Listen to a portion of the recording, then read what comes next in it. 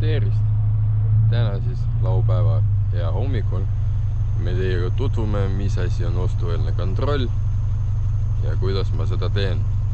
Tavaliselt teenus võtab umbes tund aega ja kohe vaatame, mis ma siis jõuan selle tunniga teha. Siis esimesena asjana me võtame siukene asja.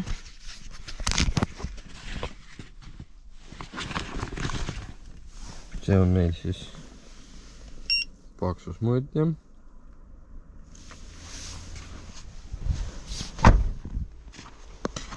Ja alustame juhi tiivast.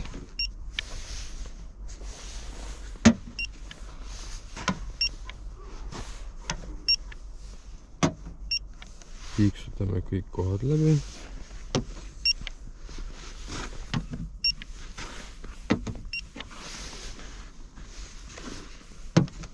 Juhi tiiv on värvitud esiots. Uksed siiamaani ei ole värvitud. See alumine asi on plastik, keda me väga ei mõõda. Siin me vaatame, et mingi piisikene kiht olemas.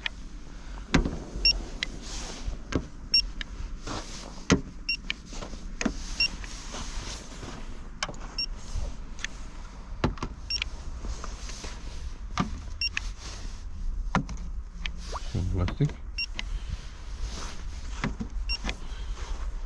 Tagalõuk on vääritud, aga kiht on väike, mingi ülisuurt kihti siin me ei leia.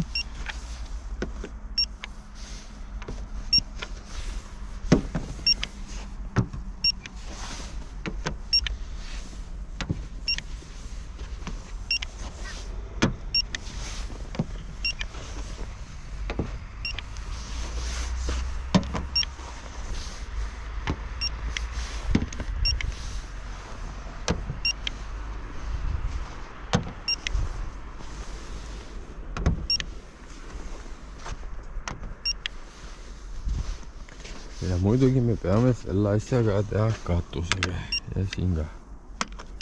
Siin.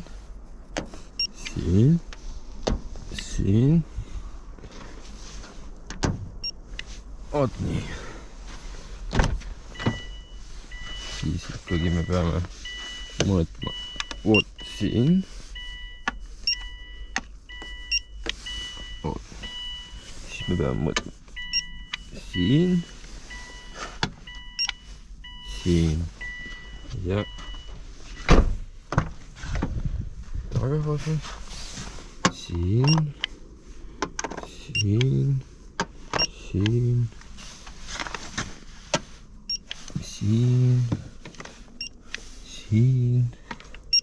ja siin. Kere sai mõõdetud. Nüüd me vaatame pisikriimud, mõlgid. Fikseerime kõik need ära. Plastikelemendid on natukene värvikahjustust saanud.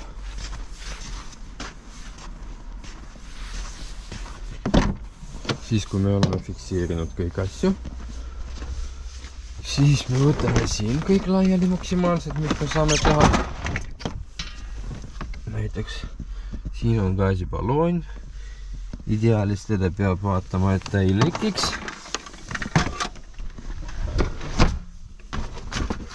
Ja pärast tagasi kõik panna nagu oli.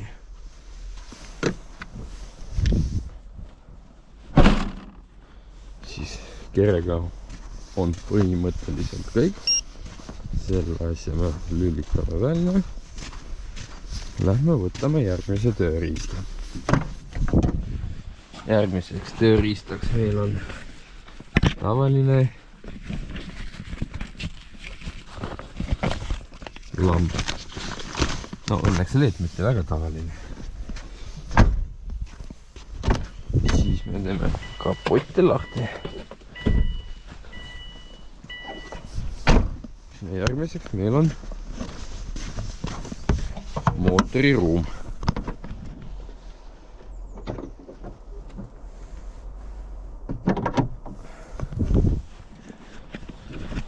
siin me kohe saame öelda, et see on natukene illegaalne, aga see väga hästi valgustab. Autol on LED-bar, see on täitsa legaalne ja sellega ta saab ülevaatust. Seda me kontrollime eraldi ja vaatame, kuidas lülitub see LED-bar. Kas ta lülitab eraldi nupust või ta koos kaugtulikangiga töötab. Siin me vaatame, et oleks jõuosad terved, et kõik lontsakad ja need asjad ei oleks kuskil midagi keevitatud, väänatud või mingi siukse asja tehtud. Siis me vaatame kändiki osad, vindplaadi vaatame. Need detailid on natukene katki. Siis vaatame rihmaajämed, rullikute ajämed. Vaatame, et kõik oleks kuiv. Kui ei ole midagi kuiv, siis fikseerime seda.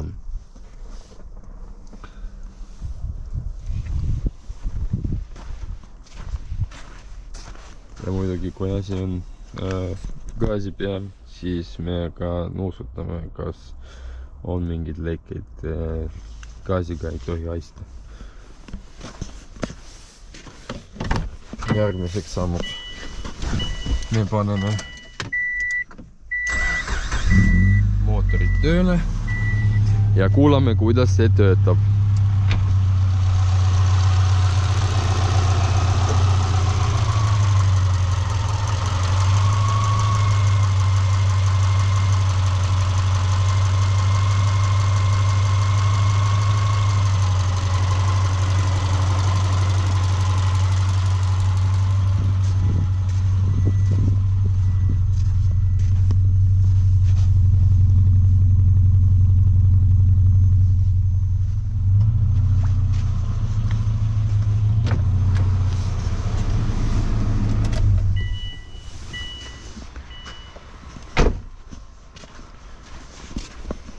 Siin me kõik fikseerisime.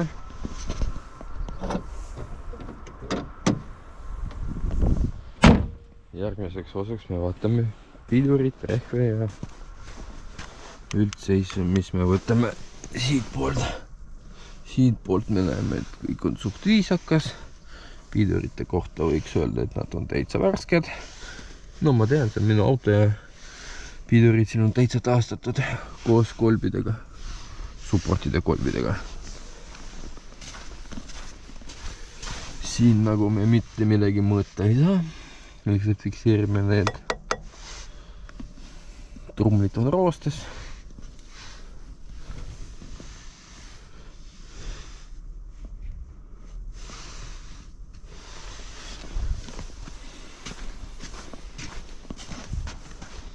Siit me üritame pildistada põhja. Tavaliselt ma ronin põlve peale ja siis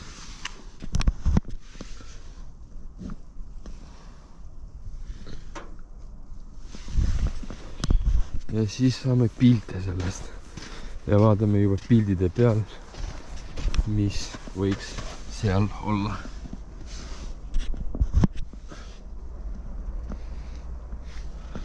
Ja samas siis vaatame siin ka. Ei ole kõige parem variant selles vaatamiseks, aga talv. Siis järgmine samm. Me lülitame sisse diagnostikaseade ja teeme kõik töö arvutiga. Meil on tavaline bensiiniauto, mis ei ole väga tark, tal ei ole tahmafiltrit, tal ei ole EGR-i, tal ei ole ADBlue süsteemi, põhimõtteliselt diiselautodel või tänavapäeva autodel, värskematel autodel me saame lugeda kõvasti rohkem informatsiooni kui vanematel, aga ikkagi me teeme kõik punktid läbi. mis me siin saame vaatada.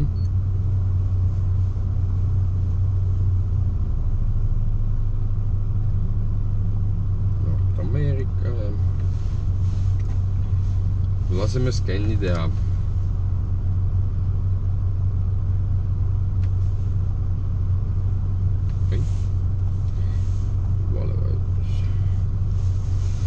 Nii, ta loeb läbi kõik plokid, mis autol on. Vaatab, kas esineb veakoodi nendes plokkides ja siis, kui ta teeb oma health reporti ära, siis me saame vaadata, mis tagasisidet auto annab oma töö kohta.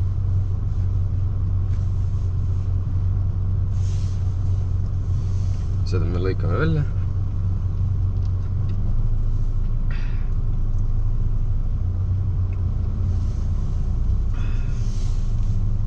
Vanemate autodega ta võtab rohkem aega. Tänapäevased autod kilobait-süsteemiga suhtlevad selle seadmega kõvasti kiiremini.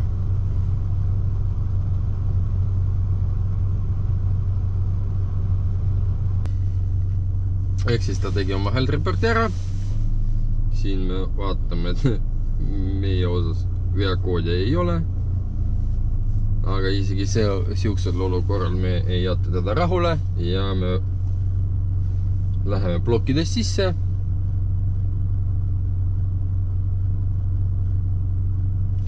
Ja vaatame andmed reaalajas, missugused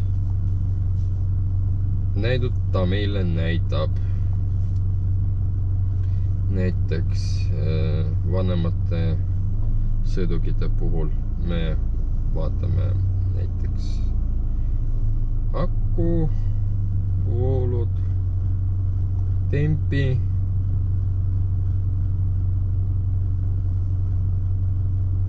pöördeid, süüded,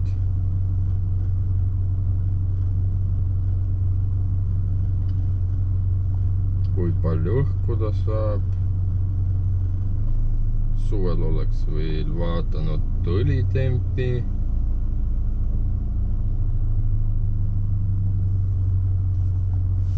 Ja vaatame. Siin andmed jooksuvad reaalajas.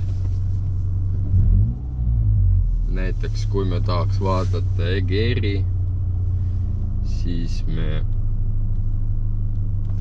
võtaks siukse pildi, graafiku.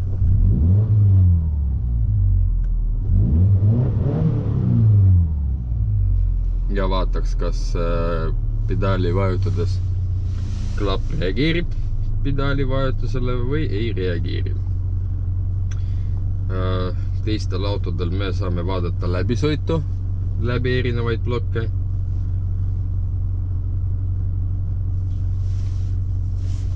Siis käigukastis vaatame, kui ta annab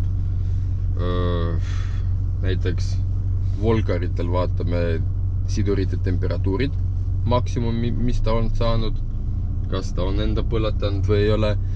PEM-idel vaatame pakettide seisu, mis survega ja ajaga ta lülitab käigud sisse. No siin ta ainult näeb solenoidi signaalid ja kuidas kütrotrahva sisse pöörded ja välja pöörded. Põhimõtteliselt, mis survest ta töötab. ABS-il ka saab vaadata erinevaid asju, näiteks läbisõidu, näiteks siis mis ta kurdas rehvide kohta.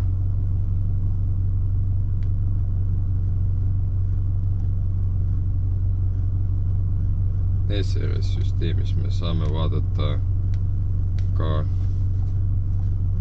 läbisõitu. Eks erinevatel autodel ja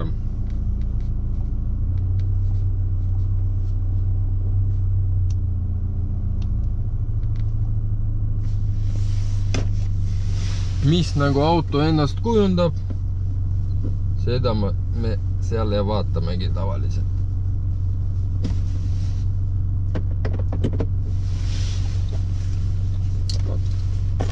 siukene aparaat on üldiselt. Enne mul oli see, aga ta natukene ei ole kaasaegne, kuna ta saab näiteks 2022, 21 isegi aasta autosi, mis on uued mudelid tulnud sellel aastal, siis neid ta juba väga ei saa vaadata. Ta näeb veakoodi, aga funktsionaalselt ta jääb alla. Seega ma neid kasutan pigem siukse vanemate autode puhul. Aga uuega teeme kõik asjad ära. Siis diagnostika meil on tehtud, asjad fikseeritud. Siis me lähme teeme proovisõidu. Ja pärast proovisõidu me fikseerime kõik kulumised salongis. Siis müüjale ütleme head aega ja saadame kõik info, mis me oleme selle auto puhul saanud ostjale, kes minu klient. Ta saab täieliku raporti pildidega, infoga, kas suuliselt või siis kirjavahetusel. Ja kõik. Umbes nii see käib.